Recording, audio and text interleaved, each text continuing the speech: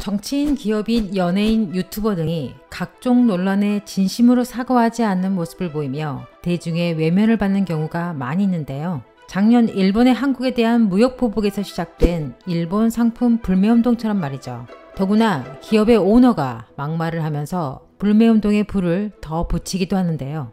반대로 대중이 함께 즐기고 인터넷에서 미화되며 다시 화제가 되는 경우도 있습니다. 1일 1강으로 비는 다시 한번 부각되며 새우깡의 모델이 되는 등 새로운 전성기를 맞고 있습니다. 또한 대중이 스스로 생산하고 소비하며 성장해온 상품도 있는데요. 16년 만에 돌아온 농심 켈러그의 파마첵스가 그 주인공입니다.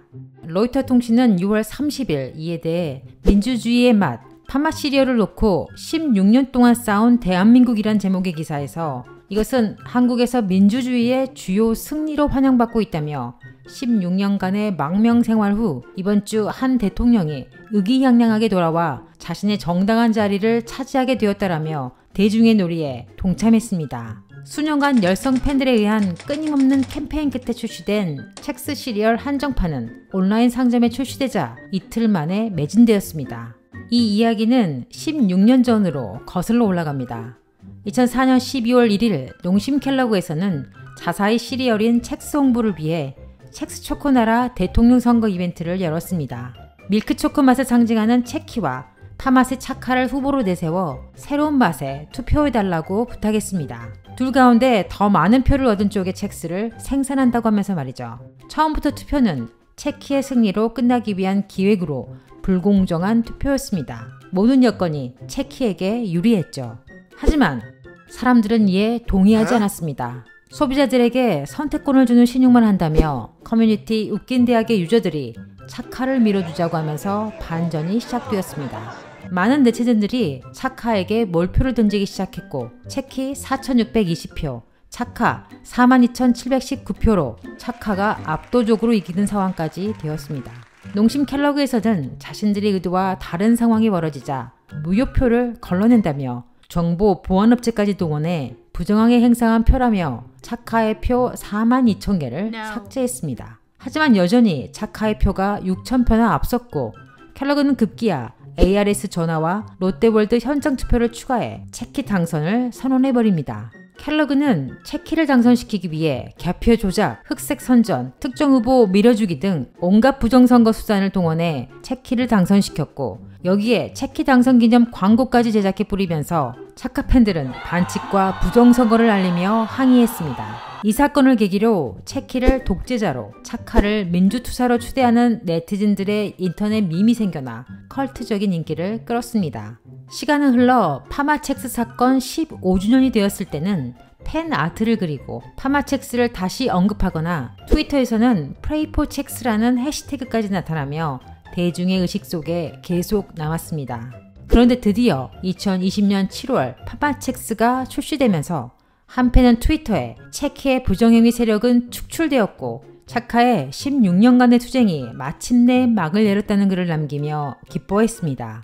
파마첵스의 인기도 화제였는데요. 출시에 앞서 켈러그는 50명의 얼리 테스터들을 요청했는데 14,200건 이상의 신청을 받았고 당시 북한의 남북연락사무소 폭파 사건을 넘어서며 한국 소셜미디어에서 가장 인기 있는 토픽이 될 정도로 인기를 증명했습니다. 김희연 켈러그 코리아 대변인은 로이터 통신과의 인터뷰에서 소비자들이 16년 이상 이 제품에 관심을 가질 것이라고는 예상하지 못했고 새로운 시리얼을 출시하거나 홍보 행사를 할 때마다 온라인 커뮤니티는 계속해서 팥맛의 출시를 부탁했다며 회사도 15년 동안 시리얼의 적절한 팥맛을 찾기 위해 애썼다고 덧붙였습니다.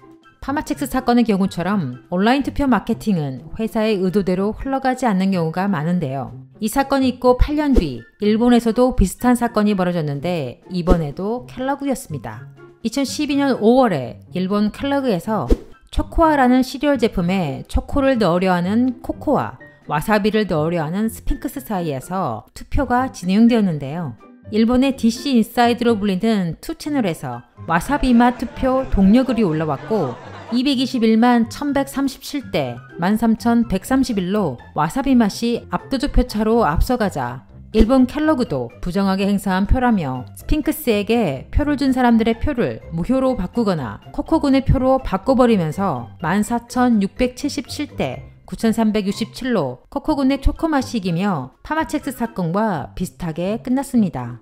이에 한국의 한 네티즌은 파마첵스 사건은 2004년 한국에서 벌어진 일인데 켈러그는 학습 능력이 제로인가? 그 사건을 겪고도 또 할 생각을 하다니란 글을 남기기도 했습니다. 다음 해인 2013년에도 온라인 투표 마케팅에 관한 사건이 있었습니다. 2013년 스웨덴의 한 속옷 회사인 뷰에른 모리는 투표를 통해 1위를 한 국가의 하늘에서 속옷을 뿌리겠다는 이벤트를 진행했습니다. 그런데 투표 결과 놀랍게도 평양이 1위를 차지하게 된 것입니다. 이벤트는 회사의 의도와 달리 평양에 한번 속옷을 뿌려보라는 식으로 평양의 투표가 몰리게 된 것인데요. 많은 이들은 북한이라는 나라의 특수성 때문에 이벤트를 실행하지 못할 것이라고 생각했지만 뷰에른 보리는 직접 북한으로 가서 호텔 창문에 걸어두거나 호텔 로비에 투어하는 방법으로 위트 있게 고객들과의 약속을 지키며 홍보를 성공적으로 해냈습니다. 이렇듯 대중의 마음은 의도대로 흘러가지 않는데요. 16년의 긴 세월 동안 사람들의 놀이로 살아남아 드디어 빛을 본 파마첵스는 약 3개월 동안 한정판으로 판매된다고 하는데요. 매출이 좋으면 연장할 수 있다고 김희연 켈러그 코리아 대변인은 밝혔습니다. 유튜브에서도 인기만큼 많은 시식 리뷰가 올라오고 있습니다.